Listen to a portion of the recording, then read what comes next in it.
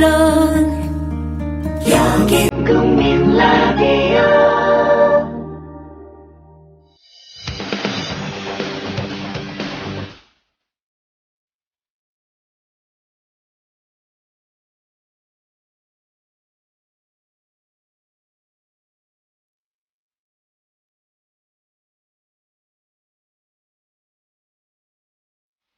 최동호의 스포츠단.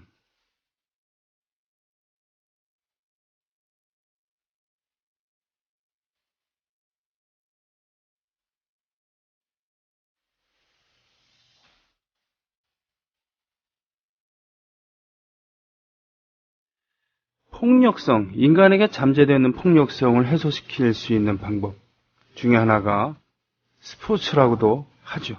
예, 일종의 카타르시스인데, 근데 오히려 폭력성을 해소하기 위해서 벌이는 스포츠 경기에서 폭력이 난무하는 경우도 있습니다. 저는 제가 보기에는 아이스하키장이 최고인데요. 그쵸? 보디체크라고 해서 아예 폭력성을 용인하는 것 같기도 하고, 툭 하면은 싸우다가 퇴장당하기도 하고, 아이스하키 선수들 중에 그래서 이빨이 남아난 선수가 별로 없죠. 네. 훌리건이라고 해서 경기장에 가서 응원만 하는 게 아니라 응원보다는 싸움을 일삼는 그런 사람들도 있고, 이런 것에 대해서 한번 연구를 이제 들여다보고 좀 배우고 싶기도 하고 그렇습니다만, 그것과는 상관없는 테러의 희생양이 되는 경우도 있습니다. 너무도 안타깝고 화가 나는 그런 경우인데, 오늘 마침 스포츠당의 최동호 선생께서 그 문제를 들고 나와서 다각도로 이야기해 주십니다. 참 생각하기도 싫고 끔찍합니다만, 그래도 이게 우리가 사는 현실이기 때문에, 또 스포츠에 관계된 얘기이기 때문에 들어봐야 될 것 같아요. 자, 안녕하십니까, 최동호 선생님. 예, 안녕하세요. 예, 최동호 당수님. 예, 깜짝 놀라셨겠어요. 이 테러요? 네. 놀랬죠? 이게 뭐 늘상 있는 테러이긴 하지만 네네. 사실 네. 뭐 한두 번 본 것도 아니고 네. 전혀 예상하지 못했던 테러였었기 때문에, 더군다나 이거 그 프랑스의 그 스타드 드 프랑스라는 그 축구 경기장. 네네네. 이제 그 경기장은 축구뿐만이 아니라 럭비도 같이 하는 다목적 경기장이거든요. 네. 8만여 명의 관중들이 들어찼고요. 네. 그 규모가 8만 명 수용이거든요. 네. 거기서 그 폭탄을 터뜨리려고 했다는 거는 터뜨리려고. 예. 좀 충격적이었었죠. 저는 두 가지 면에서 놀랐어요. 거기서 그저께, 그러니까 그 최근에 그런 동시다발적으로 테러가 일어났는데도 불구하고 또 테러가 준비되어 있었다는 것. 예. 그리고 또 하나는 테러를 했음에도 불구하고 그렇게 사람들이 많이 모이는 그런 경기를 취소하지 않았다. 취소하지 않은 거는 경찰의 판단. 그 혼란을 우려해서. 네, 예. 근데 이 프랑스하고 독일의 A매치 경기였었거든요. 네네네. 이게 올랑드 대통령도 있었고, 네네. 독일의 외무장관도 관람을 했던 경기였습니다. 예. 그렇군요. 그런데 여기서 폭탄이 어떻게 터졌냐면은 그 자살 폭탄 테러 범이었었거든요. 네. 근데 그 폭탄을 설치한 조끼를 네. 안에 몰래 입고 네. 겉에다가 다른 옷을 입었었겠죠. 네. 그 옷을 입고 입장하려고 하다가 네. 그 게이트에서 경찰 수색에 네. 걸린 거예요. 예. 걸려가지고, 그러니까 이게 테러범이다 이렇게 해서 걸린 게 아니라 뭐 좀 이상한 게 있으니 못 들어간다 당신은. 거기서 입장에 거부당해가지고 실랑이를 하다가 네. 거기서 테러범이 폭탄을 터뜨린 거죠. 그렇죠. 예. 근데 그 당시 상황에서는 그냥 일상적인 생활이었었잖아요. 일상적인 상황. 네네. 그러니까 이 경찰이 이 매뉴얼대로 테러에 대한 경각심을 가지고 네. 그냥 사전 검색을 해서 네. 이 사람을 발견해가지고 못 들어가게 했기 때문에 경기장 바깥에서 터져서 예. 한 3명 정도가 사망한 것이지. 예. 이 일상적인 상황에서 있던 이 경찰의 그 평소 해야 되는 아주 평범한 업무가 네. 혹시라도 소홀히 했다고 한다면 테러범이 경기장 안으로 들어가서 엄청난 네. 인명이 살상이 됐겠죠. 인구가 밀집되어 있는 그 곳에서 예. 게다가 거기서 살상되는 건 살상되는 거고 수많은 사람들이 있었기 때문에 그 혼란. 예. 예. 그 올랑드 대통령도 테러 보고를 받고서 예. 아무 얘기 안 하고 조용히 자리에서 일어났고 예. 장내에서도 아무 얘기를 안 해줬잖아요. 예. 그것은 바로 그렇게 테러가 일어났다고 얘기하면은 그 혼란을 감당할 수 없기 때문에. 근데 저는 약간 좀 이해가 안 가는 게 네네. 저는 그거는 이제 그 이해는 갑니다. 네. 대통령이 마음은 끝까지 잊고 싶을 수도 있었겠지만 네. 이 동시다발이니까는 빨리 컨트롤 타워를 구축을 해가지고 네. 그 축구장에서 계속 있을 수는 없겠죠. 네. 그런 면도 있을 수는 있다고 봅니다. 그런데 그러니까 이 사람의 어떤 저력이나 네. 본색 예. 이런 것들은 진짜 위기 상황이랑 어려울 때 다 파악할 수 있다 그러잖아요. 예. 근데 그때 많은 관중들이 이미 여기 테러가 발생했다는 걸 알고 있었대요. 아, 그래요? 스마트폰으로. 그렇겠네요. 핸드폰으로. 네네. 그리고 경기가 진행 중이었었는데 네. 독일 벤치랑 이 벤치에 있던 선수들하고 감독들 그 폭발음이 들렸고요. 네. 그게 어떤 폭발음이었는지 알고 있었다는 거 아닙니까? 아, 그렇군요. 그러면서 지금 여기 폭탄이 터졌다는 거 알면서 경기가 진행이 된 거였었거든요. 네. 그랬는데 역시 그 유럽이라고 다 같은 유럽은 아니지만 그 중에 이 독일과 프랑스와 영국 네. 이런 나라들은 역시 저력이 있습니다. 그거를 느꼈는데 뭐냐면은 이 스타드 프랑스에서 폭발 사고가 있었고 네. 테러가 있었고 그다음에 이 알리지 않았고 경기가 끝나고 난 뒤에 이제 그 그라운드가 더 안전하다고 판단해서 경찰이 그라운드로 이 관중들을 내려오라고 해서 네. 거기서 이제 안전을 확인하고 수십 명씩 이제 내보낸 거 아닙니까? 네. 그러면서 뭐 질서가 흐트러졌다는 얘기는 못 들었고요. 들어가면서 자기네 나라 국가 부르면서 돌아갔고 네. 이 독일 대표팀은 독일 쪽에다가도 독일 대표팀을 겨냥한 이 테러가 있을 수 있다라는 첩보가 들어와서 이 숙소인 호텔로 돌아가지 않았어요. 아, 그렇군요. 그리고 그 라커룸에다가 네. 그 매트리스를 깔고서 그냥 그날 밤을 샌 겁니다. 아, 독일 선수들이? 예. 독일 선수들은 그렇게 밤을 샜는데 프랑스 선수들이 네. 돌아가지 않았대요. 우리 독일 선수들이랑 밤 같이 있겠다. 정말요? 예, 같이 있어줬대요. 이야. 대단하죠. 아니, 프랑스랑 독일이, 물론 이제 구원이긴 합니다만, 예. 2차 세계대전 때 원수였잖아요. 그렇죠. 원수였었죠. 네네. 그래서 여기 축구만큼은 우리나라 한일전처럼 네. 독일과 영국 또 네. 뭐 이 독일과 프랑스와 영국. 예. 뭐 그런 관계가 있지 않습니까? 네네네. 그래서 독일 대표팀이 이렇게 얘기를 했어요. 관계자가.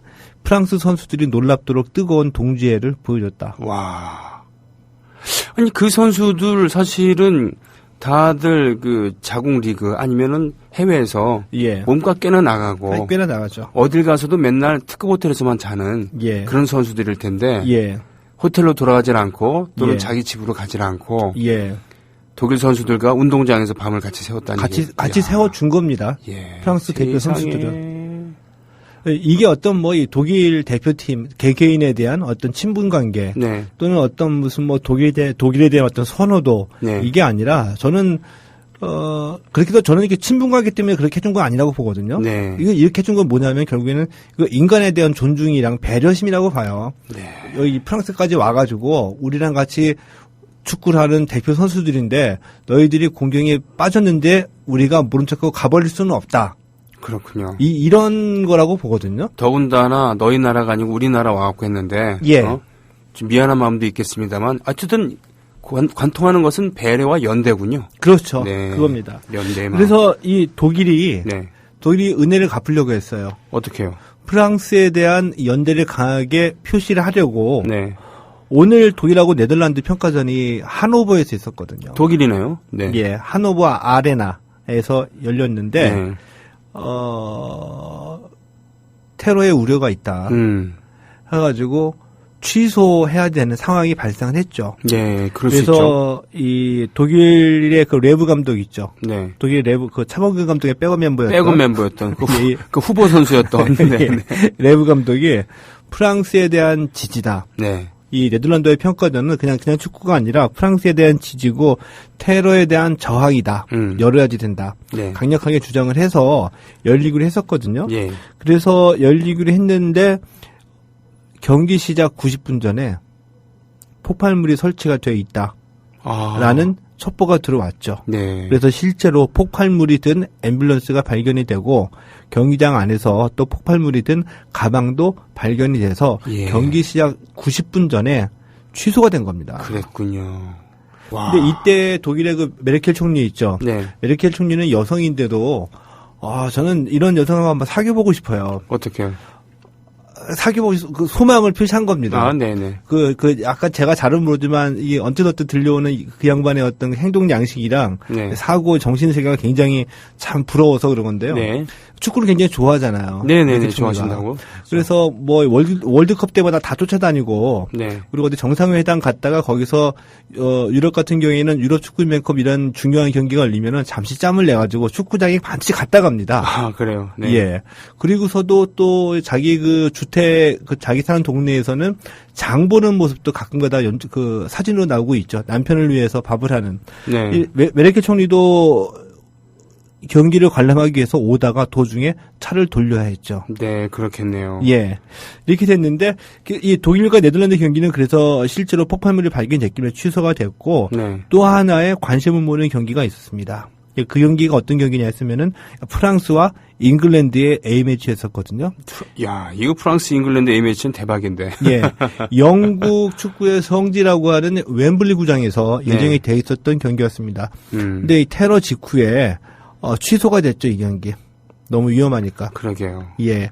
위험한데 프랑스 쪽에서 경기를 해야지 된다. 네. 강행하자. 네. 라고 이 결정을 번복해가지고 경기가 열리게 된 겁니다. 네. 이 경기를 다시 재개하기로 결정한 직후에 잉글랜드 축구협회가 희생자를 추모하고 프랑스에 대한 강한 연대의식의 표현이다. 네. 이렇게 얘기를 했거든요. 네. 그러면서 이게 오늘 새벽 5시에 열렸던 경기였는데 영국에서 준비를 한 게 그 구장을 전체를 아치형으로 두르는 네. 설치물을 프랑스 국기의 색깔대로 형상화했고요. 아. 그리고 이제 국가를 연주할 때 전광판에다가 프랑스 그 국가 라마르세유의 네네. 가사를 전부 다 흘려보내가지고 오. 잉글랜드 팬들이 같이 불러주자. 이거 참. 그러면서 오늘 경기의 수익금 전부 다 프랑스 적십자사에다가 기부를 하자. 네. 이런 뜻이었었는데, 그러니까 이게 어떤 그 테러에 우리가 굴복하지 않겠다는 네. 강한 어떤 상징적인 퍼포먼스가 될 수도 있었군요. 있었잖아요. 네. 그래서 이 프랑스 대표팀의 이 심정을 디디에 감독이 이렇게 표현을 했거든요. 그러니까 이 프랑스를 어느 때보다 더 자랑스럽게 여기겠다. 네. 우리 모두가 여기 왜 와 있고 잉글랜드와의 경기가 무엇을 상징하는지 잘 알고 있다. 잉글랜드와의 경기는 스포츠 차원을 넘어서 많은 것을 의미한다. 이런 심정을 가지고 프랑스 축구 대표팀이 경기를 한 거였었죠. 참 가슴 뭉클하네요. 예. 즉 테러에 대응하는 방식은 여러 가지가 있겠습니다만 일단은 몸조심이 첫째인데 그 몸조심을 하기 위해서 아무 데도 가지 않고 아무것도 하지 않는 방법도 있겠지만 오히려 보안을 철저히 검색을 하면서 일상을 지탱해 나간다. 예. 라는 의미도 있었고 그리고는 서로 이렇게 축구 라이벌인 나라들이 서로 연대를 하고 배려하면서 예. 이렇게 아름다운 모습을 보여준다. 라는 이런 것도 있겠군요. 그렇죠? 그렇죠. 그리고 이게 나름의 뭐 전통이라고 봅니다. 외부로부터의 어떤 공격 그리고 또 위험이 발생했을 때 우리 물러서지 말고 하나가 돼가지고 이걸 극복해보자. 이런 그 표현들이 여러 군데에서 막 나오고 있잖아요. 예. 그러면서 역사적인 배경으로 서로 앙숙이고 라이벌이기도 하지만 이런 그 어려움에 처했을 때 손을 내밀고 연대하겠다. 이런 힘을 주려고 하는 것들은 뭐 유럽이 뭐 다 좋은 건 아니지만 그들의 문명이 일찍 발전하고 그리고 그다음에 나름의 또 미국이라는 강대국에 맞서 가지고 그들의 그 자존심도 세워가면서 그 역할을 해나가는 이런 전통에서 이게 세워진 게 아닌가 이런 생각이 좀 들기도 하죠. 그렇군요. 저 어렸을 때 그런 얘기 들었거든요. 배 타려면은 야 뱃속에 구라파 전쟁 들었어. 예, 그게 뭔가 했더니 유럽 전쟁이었대. 예. 예, 그 예전에 이제 몇백 년 전에는 유럽에서 뭐 30년 전쟁이니 뭐니 하면서 유럽 전체가 전쟁터인 경우들이 있었을 그렇죠. 때. 예.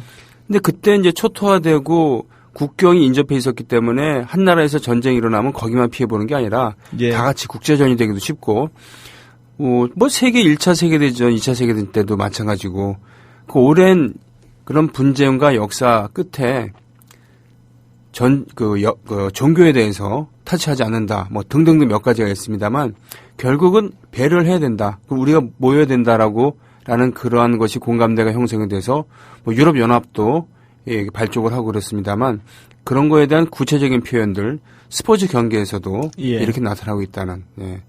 근데 저는 그냥 우리 쪽에다가 이 동북아시아에 네. 잠깐 그 대비시켜 봤을 때 네. 우리는 오히려 그런 어떤 결속감이나 정서적인 유대감이 더 강할 수도 있다고 보거든요. 그렇죠. 왜냐하면 예. 우리 전부 다 한자권이잖아요. 한자권. 그리고 예를 들면은 제가 중국말을 하도 못하지만 중국 사람 만나가지고 이신점심 한자로 써버리면 네. 중국 사람이든 일본 사람이든 다 통하잖아요. 무슨 뜻인지. 필담이 가능하죠. 예. 그리고 네. 옛날서부터 내려왔던 우리 거의 다 유교 문화권이었기 때문에 정서적으로 어떤 비슷한 배경을 갖고 있다고 보거든요. 그렇죠. 유교, 불교. 예. 네, 심지어 도교까지. 예. 네. 그런 어떤 친밀감은 있는데도 우리는 그렇게 안 되잖아요. 중국과 한국과 일본. 그게 말이죠. 공동의 적이 있어야 될 것 같아. 공동의 적이라고 한다면 그럴 수도 있겠네요. 예. 노회찬 전 의원께서 예. 방송 토론에서 했던 얘기잖아요. 예. 그 당시 한나라당 사람이 왜 당신들끼리 서로 연합하느냐, 같은 당도 아닌데. 예. 그랬을 때, 우리끼리 싸우다가도 외계인이 쳐들어오면 지구인들 단합해야 되는 거랑 똑같다. 라고. 예. 그렇죠. 그런 예. 명답을 이렇게 전해줬는데, 예. 공동의 적이라는 것, 그리고 공동 이해관계가 그만큼 필요한 건데, 예. 한중일은 붙어 있지만 좀 떨어져 있는 그런 느낌이 있었잖아요. 그렇죠. 예. 그런데 이제 유럽은 다 붙어 있으니까, 영국 빼놓고는. 예. 예, 그러니까, 오히려 유럽 연합에서도 영국은 좀 소원하잖아요. 그렇죠. 그 EU에도 들어가지는 않고 예.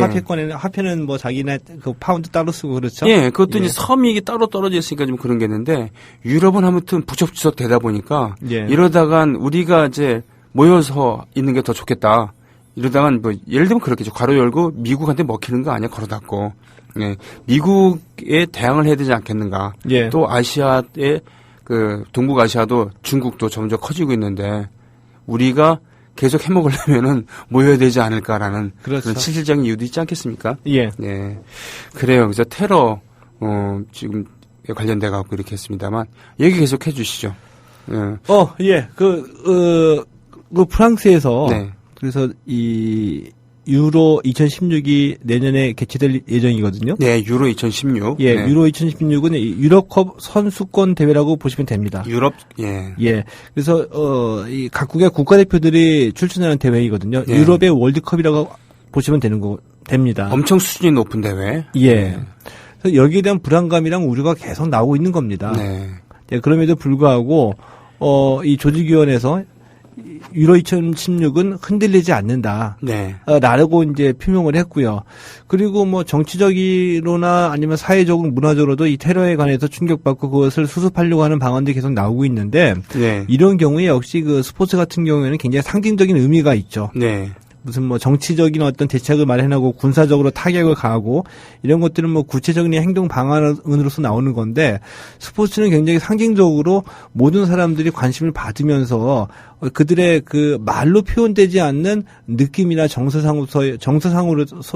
정서상으로서의 결이나 어떤 한 마음, 노력 네. 이런 것들을 전파해 주는 것이 네. 스포츠의 순 기능인데 이런 것들이 지금 이제 이런 시기에 이런 스포츠의 역할들이 이제 도드라지는 거죠. 네. 그렇군요.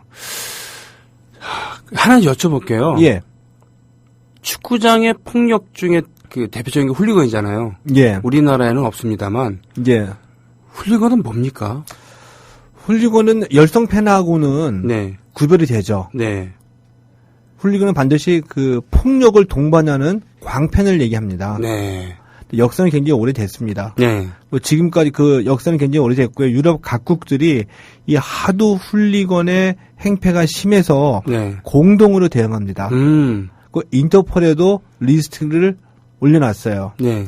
그래서 이 리스트에 올라간 훌리건들은 이 경기가 있는 날, 주요 경기가 있는 날에 이 출국이 안 됩니다. 아, 그래요? 예, 그 정도로 엄격하게 대응하고 있는데도 불구하고 근절되지가 않고 있죠. 이 사람들은 축구를 좋아하니까 축구장에서 행패 부리는 겁니까? 축구를 좋아하는 건데 그 잘못된 사랑이라고 볼 수 있지 않을까요? 예를 들면은 연인 간의 사랑에 있어서도 네. 사랑하기 때문에 너를 예를 들면 데이트 폭력이라든지 네. 부부 간의 폭력. 네. 근데 그 아주 기괴한 논리들이 있죠. 너를 사랑하니까 네. 너를 지켜주기 위해서 뭐 이런 식의 어떤 삐뚤어진 잘못된 관념이 잘못된 애정의 표현일 수도 있다고 보는데요. 네. 최근에는 예를 들면은 대표적으로 이게 어느 정도까지 뿌리가 있고 힘드냐 하면은 네. 이 유로파 리그에서 네. 손흥민 선수가 뛰고 있는 이 토트넘이 네. 벨기에 안드레이트 네. 원정 경기 갔거든요. 네. 토트넘 팬들이 그 원정 응원을 간 겁니다. 예. 경기 전날에 이제 도착했으니까 저녁 때 바에서 술을 마실 수도 있죠. 그렇죠. 그래서 이제 거기 이제 그 한 열 몇 명이 저 바에서 술을 마시고 있는데 그게 그 동네 또 이 벨기에 팬들한테 들어가는 거예요, 정보가. 네, 정보가. 그래서 아무 잘못도 없는데 모두 모여해서 이 벨기에 훌리건들한테 그 맥주 바가 완전히 그 박살나도록 두들겨 맞은 거죠. 이런 일이 발생했었거든요. 그러니까 이 어떤 우리가 생각하는 어떤 뭐 사소한 접촉이나 네. 시비거리가 있어가지고 붙는 것들이 아니라 네. 그냥 상대방 팬이라는 이유만 가지고 폭력 상황이 굉장히 자주 발생하는 아주 위험한 상황이죠. 네. 거기에다가 잉글랜드 같은 경우에는 그 입장권 판매하는 창구가 다 있는데 네. 아무 데나 가서 입장권을 사면 안 됩니다. 왜요? 토트넘은 토트넘 팬이 사는 입장권가 창구가 따로 있고 예를 들어서 또 맨유는 맨유 팬이 사는 창구가 따로 있어서 맨유와 토트넘의 경기인데 맨유 팬이 토트넘 창구가 사면은 두들겨 맞기 십상이다. 엄청나네요. 너 도발하니 이런 느낌이 있죠. 네. 근데 그 정도라고 합니다. 네. 그래요. 축구를 사랑하는 사람이 축구를 사랑하는 방식을 표현하는 것, 이것은 그 중에서 이렇게 축구를 모욕할 수도 있다는 것 명심해야 되겠습니다. 어떤 조직 또 어떤 운동을 이끌어 나갈 때 건강한 문제 제기를 서로 하면서 가는 건 좋습니다만 권장돼야 됩니다만 그것도 한도가 있는 것과 마찬가지겠죠. 오늘 뭐 테러와 축구 얘기는 여기서 마치겠습니까? 예. 그리고 네. 프리미어 12에서 드러난 이 쿠바 야구의 몰락에 관해서 우리가 고민을 같이 한번 해볼까요? 좋습니다. 그런데 예. 지금 뭐 아까 우리 시작할 때 예, 한일전 예상 부탁드린다고. 예. 19일 날 있죠. 네. 19일 날인데 아주 기대가 됩니다. 저는. 내일. 네. 예. 왜냐하면 이번 대회에서 한일전의 19일 코드는 서력이잖아요. 설욕. 예. 우리가 1차전에서 완봉패를 패했기 당했어요. 때문에. 네. 그것도 그냥 패배가 아니라 말씀하신 대로 0대5 예. 완봉패였었죠. 네. 아주 헤맸습니다. 오타니 쇼헤이라는 선수한테. 네. 그랬는데 우리 하나의 우리가 고려할 만한 변수가 있었었죠. 우리로서는. 우리는 아직 준비가 안 된 때였습니다. 네. 그러니까 대표팀이 급조된 느낌이었었죠. 네. 한국 시리즈 끝난 지 얼마 안 됐었고. 네. 그리고 이미 그 정규 시즌을 마감한 선수들은 그냥 한 달 만에 포함해서 경기에 나서는 거고. 설정 감각도 부족했다. 예. 네. 그리고 이 삼성 투수 3인방이 갑자기 빠져버리면서 분위기도 가라앉았었고. 네, 네. 그거는 일본도 똑같은 사정이 아니냐라고 네. 이제 물으실 수 있는데 그건 맞습니다. 네. 일본도 지난달 29일에 일본 시리즈가 끝났거든요. 예. 그런데 일본은 대표팀이 전임제예요. 전임제? 예. 그러니까 대표팀 감독이 따로 있는 거죠. 네. 우리는 대회가 있을 때마다 대표팀 감독을 선임해서 대표팀 소집해서 훈련하잖아요. 네. 그러니까 일본은 연간 2년 계약, 3년 계약으로 대표팀 전임 감독을 둬가지고 이 감독이 평소에도 대표팀 선수들을 관리를 하는 겁니다. 네. 근데 이런 대표팀 전임 감독 체제로 가가지고 이 프리미어 12 일본의 야심이 있죠. 네. 우리 주도로 이 대회를 만들어서 2020년 월드컵에 야구를 정식 종목으로 집어넣자. 네네네. 그러니까 그들의 일정에 맞게 지금 준비를 해온 이 대회입니다. 네. 때문에 우리로서는 허망하게 당할 수밖에 없었었죠. 이런 준비 과정에 차이가 있기 때문에 1차전에서. 예. 그랬군요. 예, 그렇죠. 그러다가 이제 1차전에서 깨지고 난 뒤에 타이완으로 옮겨갔습니다. 네. 옮겨갔는데 터질 듯 안 터질 듯 하던 타선이 지금 감을 잡았죠. 예, 그런 지금 예상들이 예. 그런 기대를 좀 하고 있습니다. 그래서 제일 늦게 감을 못 잡았던 이 박병호 선수도 드디어 이 미국전에서 네. 안타 2개를 때려냈습니다. 네. 첫 타석에서 거의 홈런성에 가까운 3루타를 쳐냈고요. 이 대부분의 타자들은 이제 감을 잡았고 거기다가 우리가 가장 큰 걱정은 마운드였었거든요. 마운드 3인방 빠지고 막 그러면서. 예. 네. 근데 이 마운드는 예상외로 잘 던져주고 있습니다. 그래서 우리가 이번 대표팀의 전력을 베스트 전력이라고 얘기하기는 힘들겠지만 네. 그래도 지금은 이 조별리그전을 통해서 어느 정도 짜임새가 갖춰져 있으니 준결승에서 일본과 맞붙자라는 이런 이제 준비는 다 된 거죠. 그러니까 네. 진검승부라고 저는 보는데 네. 문제는 오타니 쇼헤이입니다. 오타니 쇼헤이. 예, 일본의 선발 투수. 젊고 대단한 강속구를 뿌리는 그런 최고 선수. 구속 161km까지 나오거든요. 네네. 근데 오타니 쇼헤이한테 우리가 1차전에서 6이닝 동안 무실점으로 당했죠. 네. 그래서 가장 큰 관건은 일본 측은 이 조별리그 1차전에서 오타니 쇼헤이 선수 내세고 난 뒤에 희한하게도 2, 3, 4, 5차전에 오타니 쇼헤이 내보내지 않았습니다. 그리고 우리와의 준결승전에 내보낸 겁니다. 해보자는 거구나. 한국전에 선발로 올리려고 네. 오타니 쇼헤이를 그렇게 아껴둔 거예요. 아이고, 그렇군요. 예. 예. 근데 오타니 쇼헤이의 그 강점은 뭐냐면 가장 그 빠른 직구 아닙니까? 강속구인데 네. 저는 1차전처럼 우리 선수들이 그렇게 당하지는 않을 거라고 봅니다. 네. 왜냐하면 이 직구에는 적응력이 생기거든요. 네. 그러니까 공이 빠르다고 못 치는 건 아닙니다. 그 빠른 공의 위력은 뭐냐면 빠른 공의 위력에다가 이 체인지업이나 이 변화구 슬라이더 이것을 가져갈 때 빠른 공, 느린 공, 빠른 공, 느린 공이 오기 때문에 타자들이 현혹이 된다는 얘기거든요. 그렇죠. 예. 빠른 공 자체로만으로는 적응력이 생기는데 그 적응력이 조별리그에서 타자들의 감이 돌아왔기 때문에 오타니 쇼헤이가 공략하기 쉬운 투수는 아니지만 1차전처럼 당하지는 않을 거라는 예상이 가능하다는 거죠. 예전에 일본이 정말로 자랑했었던 마사카 다이스케 선수. 예. 그 선수를 우리가 공략을 했었잖아요. 그렇죠. 당했어요. 예. 근데 그 당시만 하더라도 이번 대회는 약간 양상은 다르게 나와가지고 네. 우리가 이 빠른 공에 약하다는 이런 얘기가 막 나오고 있는데 그런데 네. 이번 대회 전까지 전통적으로는 네. 우리나라 타자들은 일본 타자들에 비해서 파워가 세고 네. 특히 직구에 빠른 공에 네. 강하다, 스피드에 네. 강하다는 것이 일반적인 평가였었거든요. 네. 네. 그러니까 이런 게 아마 이 준결승전에서 좀 나오리라고 기대를 하는 거고 네. 예상을 하는 겁니다. 그랬군요. 다만 이제 그 마운드에서는 우리 그 문제점 중에 하나가 지금 이 프리미어 12에서는 3선발 체제입니다. 네. 김광현 선수, 장원준 그리고 이대은인데 네. 제가 오늘 내일 선발을 아직까지 김희식 감독이 발표는 하지는 않는 것 같아요. 근데 네. 이 로테이션 상으로 보면 이대은 선수가 지금 예상이 되거든요. 그랬군요. 이대은 선수 공의 위력은 선발로 내세울만 한데 약간 이 정규 시즌 일본에서 뛸 때 보면 너무 들쭉날쭉이에요.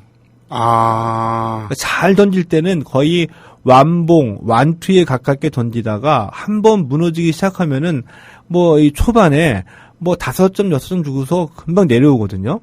그러면은 감독이 내일 면밀히 예. 이 투수의 컨디션을 봐야지 되겠죠. 예, 점검을 잘 해야 되겠군요.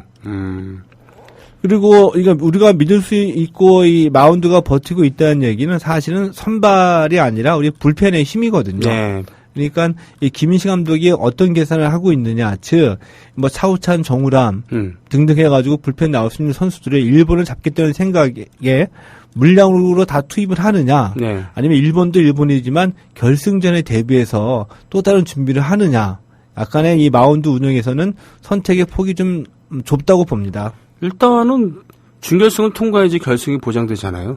예. 예, 알겠습니다. 그런 와중에 정말 두드러지고 아마야구 팬으로서 특히 쿠바야구 팬으로서는 매우 가슴이 아픈 일일 텐데 예. 쿠바야구가 어쩌다 저렇게 되었는가?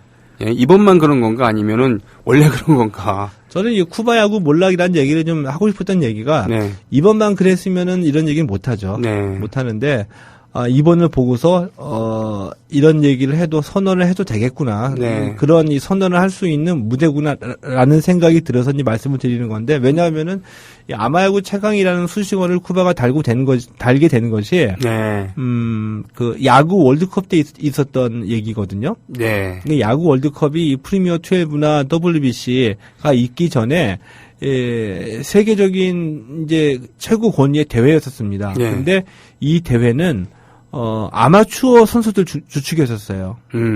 프로 선수들 또는 이 참가국에서 프로 선수들을 데리고 가기가 힘들었죠. 예. 왜냐하면은 그 메이저리그나 자국리그에서 뛰는 게 선수 입장에서는 훨씬 더 돈과 명예에 가까이 가니까. 그렇죠.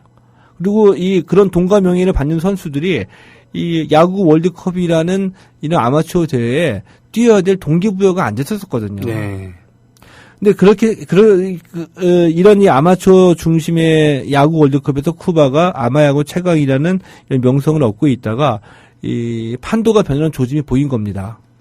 올림픽에서 야구가 다시 열리게 됐죠. 예. 2008 베이징 올림픽에서 결승전에서 쿠바가 우리한테 깨졌습니다. 예. 뭐 아슬아슬하게 깨진 예. 겠습니다만 그래도 깨진 건 깨진 거니까. 그리고 2009년, 2013년 WBC에서 네. 쿠바가 8강에서 탈락했습니다. 그리고 2015년 WBC에서 또 8강에서 우리한테 져서 또 탈락한 거죠. 네. 이런 결과도 결과고요. 그 내용 자체도 과거의 어떤 화끈한 타격이나 이 괴력적인 이 투수들의 등장이 쿠바는 보이지가 않는 겁니다. 네. 근데 왜 보이지 않느냐? 이것이 이제 문제인데 실제로 메이저리그에서 이제 쿠바 선수들이 많이 뛰고 있거든요. 네. 이 선수들이 보면 대표적으로 LA 다저스에서 뛰고 있는 우리가 잘 알고 있는 류현진 선수와 친분이 있어서 잘 알고 있는 푸이그 선수. 네, 푸이그 선수. 쿠바 출신입니다. 네. 쿠바 대표팀 출신이거든요. 근데 국적은 멕시코예요. 그래요? 예. 왜 그러냐 하면 대부분의 쿠바 선수들이 그렇습니다. 이 쿠바 탈출이에요. 예. 그러니까 이 쿠바와 미국의 국교는 지난해 말에 정상화가 됐거든요. 네. 근데 정상화된 이후에도 쿠바 난민들은 더 늘어나고 있습니다. 네. 왜냐하면 쿠바가 미국은 아직까지 쿠바에 대한 경제 제재를 풀지 않고 있거든요. 예. 그러니까 쿠바 경제가 완전히 망가진 겁니다. 예. 그러니까 꿈을 위해서 먹고 살기 위해서 자꾸 바깥에 나가고 있잖아요. 네. 그러니까 야구도 마찬가지입니다. 예, 예. 야구 하나만을 들고서 야구를 먹고 살겠다는 꿈을 안고 미국으로 건너오게 되는데 미국에 성공해서 정착해가지고 메이저리그에 진입하는 순간 그들은 쿠바 국적을 버린다는 거죠. 네. 미국으로 망명하든지 아니면 제3국의 국적을 취득을 하든지. 그래서 그러니까 쿠바 야구 선수들의 실력은 세계 최강이지만 쿠바 대표팀의 전력은 세계 최강이 아니다. 왜? 그들이 배출해 놓은 선수들을 베스트하게 전부 다 소집이 안 되는 겁니다. 국적이 미국 국적이거나 아니면 제3국의 국적이기 때문에 예.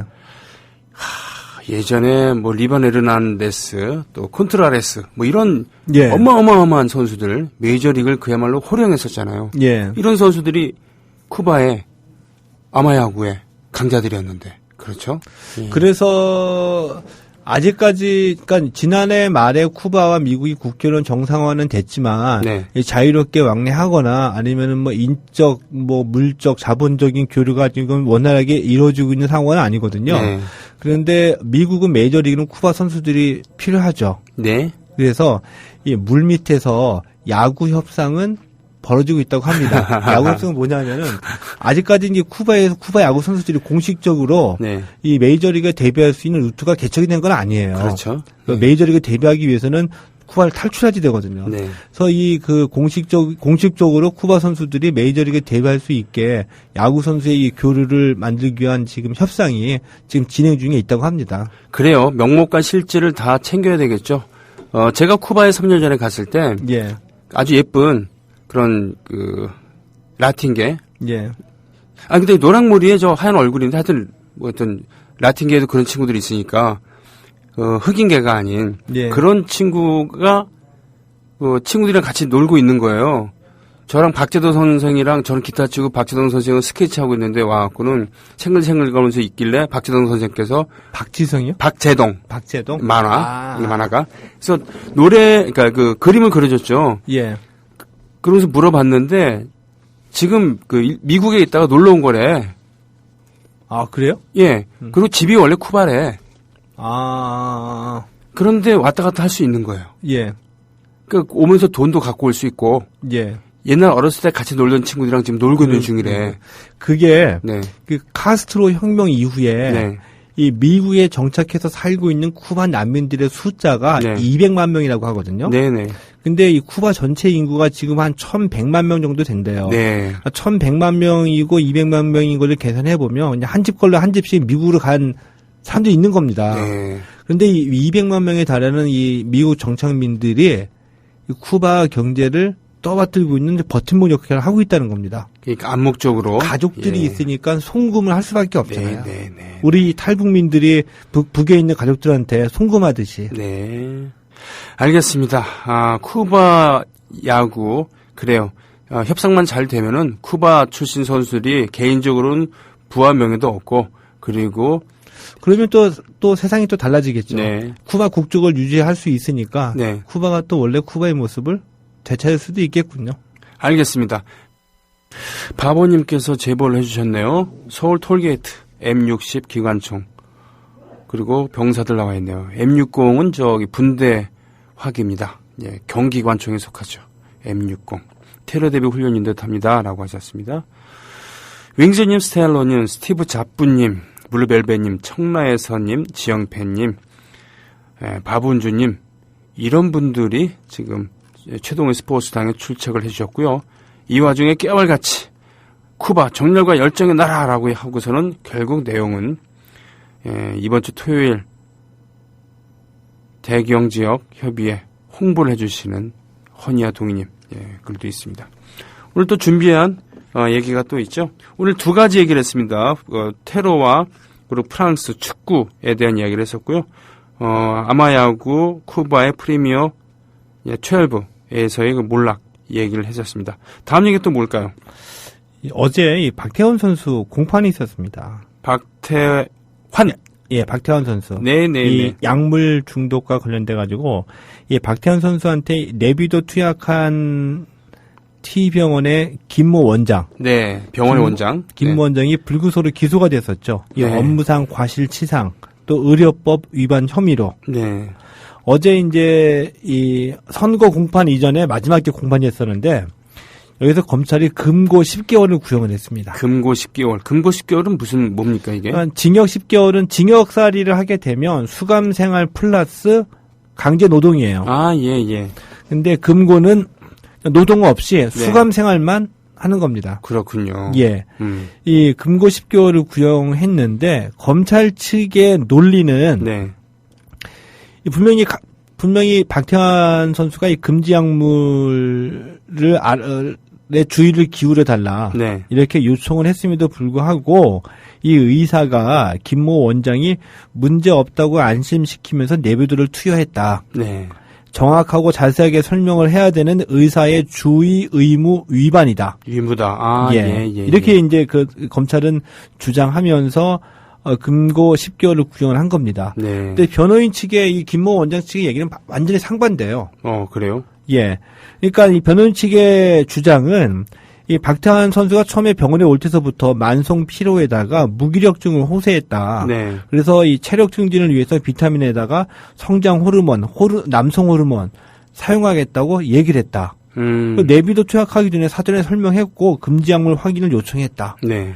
그러니까 박태환이 처음에 올 때부터 할 수 있는 건 다 해달라. 네. 라고 얘기한 거라는 주장이거든요. 그래서 나는 최선을 다했는데 왜 나한테 뭐라 그러느냐. 예, 전혀 상관된 주장인데 저는 이게 과연 어떻게 결말이 날지. 그러니까 이 구형했다는 거는 아직 재판부의 결정은 아니고 네. 마지막 거로 이제 검찰과 변호인 측이 서로 이제 주장할 만큼 다 한 거고 네. 12월 7일에 선고 공판이 열립니다. 그렇군요. 예. 근데 지금 분위기로 보면은 박태환 선수 살려줄 것 같아요. 구제할 것 같아요. 그래요? 예, 분위기로는. 그런데 이 변호인 측에서 이 김모 원장의 변호인 측에서 이렇게 얘기를 했습니다. 이번 사건은 정식 재판으로 삼기조차 힘든 경미한 사건이다. 근데 피해자의 특수한 상황과 신분 때문에 형사 사건이 성립이 됐다. 그렇게 해서 박태환을 살리기 위해서 예. 병원장을 희생양으로 삼는 거다라고 주장을 하는 거예요. 그러니까 변호인 측의 일단 이 주장이라는 것을 감안하시고 네. 들으셔야 되는데 네. 변호인 측이 이렇게까지 주장을 하고 있습니다. 오. 그리고 우리가 그동안 오고 갔던 이 법정 공방을 듣게 되면 과연 이 박태환 선수가 몰랐을까에 네. 대한 의문은 여전히 남아 있죠. 그랬군요. 예. 그래요. 그러면 이제 스포츠당의 당수이신 최동원 선생께서는 여기에 대해서 어떤 논평을 특별히 보태실 만한 건 없습니까? 여기요. 그러니까 이 법적으로 구제는 받더라도 국민의 의혹은 풀리지 않을 것이다. 이거죠. 그러니까 제가 아직 그 박태환 선수가 진짜 몰랐을까? 네. 그리고 이 내비도 아주 기초적인 거거든요. 네. 테스토스테론하고 네. 이거를 박태환이 스스로 얘기했던 것처럼 네. 나는 계속 특별 관리 받는다. 요주의 그러니까 이게 세계 정상의 선수들일수록 네. 이 도핑에 관해서는 그리고 교육도 미리 받았음에도 불구하고 왜 이 선수가 자신의 관리를 위해서 이 스포츠 전문 의학 병원도 아니고 안티 에이징 하는 병원까지 찾아가서 네. 이 호르몬제를 맞았을까? 과연 몰랐을까에 대한 의문을 풀리지 않는다는 거죠. 그렇군요. 예. 예. 알겠습니다. 자, 행간의 의미를 잇는다. 그러니까 between the lines라고 예. 하는 그런 얘기가 있습니다만, read between the lines라는 얘기가 있습니다만, 지금 최동호 당수의 그런 지금 논평에서 그걸 느낄 수 있을 것 같습니다. 그런 느낌의 사건이 네. 최근에 또 하나 터졌습니다. 뭡니까? 박태환 선수가 일본 호세이 대학교에 전지훈련 간다고.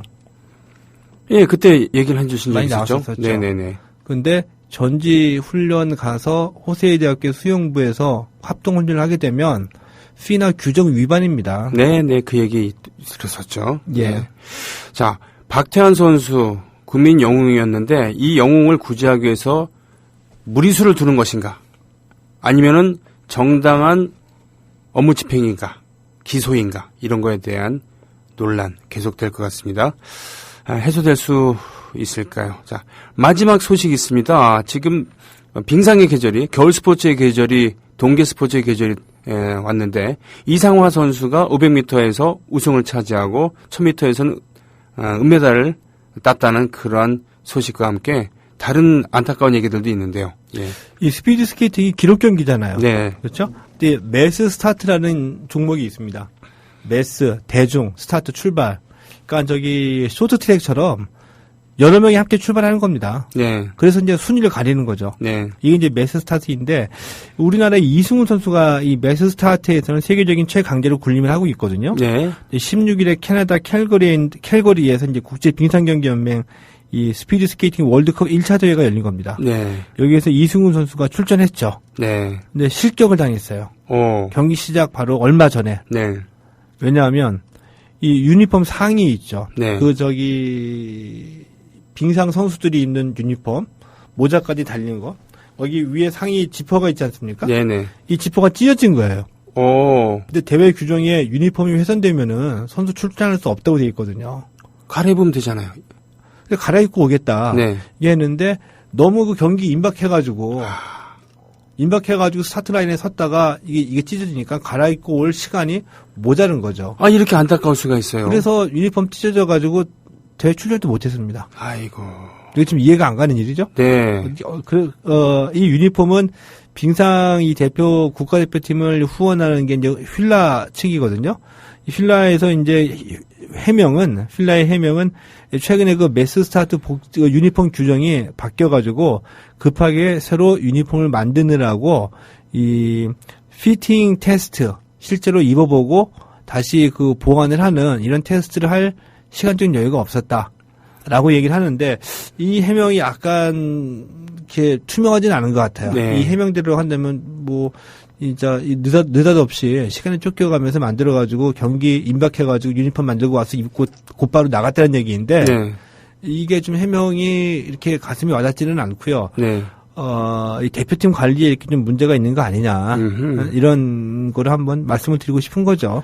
그렇군요. 전체적인 관리에 문제가 생긴 거 아닌가? 예. 세계적인 스프린터인 이승훈 선수가 옷이 찢어져 갖고 실격패를 당했다. 예, 실격당했는데 이게 됩니까? 말이 안 되죠. 아이고 참. 네. 게다가 필라는 세계적인 스포츠 그런 용품 회사인데 예. 예, 이런 실수를 저지르다니 이런 것을 에피소드로 이렇게 얘기하고서는 스포츠당을 맞춰야 된다고 생각하니까 참 가슴이 아프네요. 아, 그런가요? 네. 다음 주부터는 말미에는 항상 좋은 거를 가지고 오겠습니다. 뭐 좋은 거 없나? 지난주에 하려다가 말았던 거 없나? 예. 알겠습니다. 자, 최동호의 스포츠당 오늘 이 시간 마치는데요. 보자. 알겠습니다. 다음 주에는 좋은 거 제가 30. 예, 맞습니다. 예, 좋습니다. 좋습니다. 생각나네. 좋은 거. 환영합니다. 추신수 선수 우린 좋아해 줘야 됩니다. 예. 추신수 선수가 들어왔거든요. 교육했습니다. 아, 류현진 교육했어요? 선수도 들어왔고 네네. 추신수 선수 들어왔는데 추신수 선수가 기자회견에서 이렇게 얘기했습니다. 한 기자가 물어봤죠. 네. 노란 리본 왜 달았냐? 그렇게. 그 노란 리본을 왜 혼자만 달지 않고 텍사스 선수 전원한테 노란 리본 왜 달려고 했느냐? 네. 달게 하려고 했느냐? 이렇게 얘기했습니다. 근데 아버지로서 가슴이 아팠다. 아버지로서 가슴이 아팠다. 부모로서 가슴이 아팠다. 부모로서 가슴이 아팠다. 그리고 한국의 우리 국민들이 똑같은 똑같이 겪고 있는 고통이라고 생각했기 때문에 알리려고 했다. 우리 이런 말하고 이런 고민하는 선수들을 우리는 더 응원하고 더 높게 인정해줘야 됩니다. 모든 선수들이 이렇지는 않죠. 네. 조금 인기 없고 조금 유명세 타면은 연예인 여자들 만나려고 하고 네. 자기 돈 자기 쓰는 데만 네. 하는 선수들도 많이 있습니다. 유심히 관찰해 보면 언론 보도 유심히 관찰해 보면 이런 거 다 드러나거든요. 네. 이런 선수 추신수 같은 선수 우리가 응원하고 더 지지를 해줘야죠. 성적이 우수한 선수들만 성원하는 것이 아니라 스포츠 정신이라는 것은 무엇인가? 또 무엇을 위해서 성공을 해야 하는 것인가? 성공한 사람은 어떤 역할을 해야 되는 것인가? 라는 폭넓은 생각을 할 수 있는 그런 스포츠 관전법, 그리고 스포츠 팬이 되는 그런 풍토, 서포팅을 하는 그런 자세, 이런 거에 대해서 얘기를 할 수 있겠군요. 오늘 고맙습니다. 네, 고맙습니다. 오늘 마지막 곡입니다. 쿠바의 꼼바이세 군도 할아버지 돌아가셨죠? 100살을 채우고 돌아가시진 못했습니다만 그분의 명곡 찬찬 들으면서 오늘 방송 마치겠습니다. 쿠바의 아마추어 야구의 앞날에 영광이 있기를 전 개인적으로 바랍니다. 예, 고맙습니다.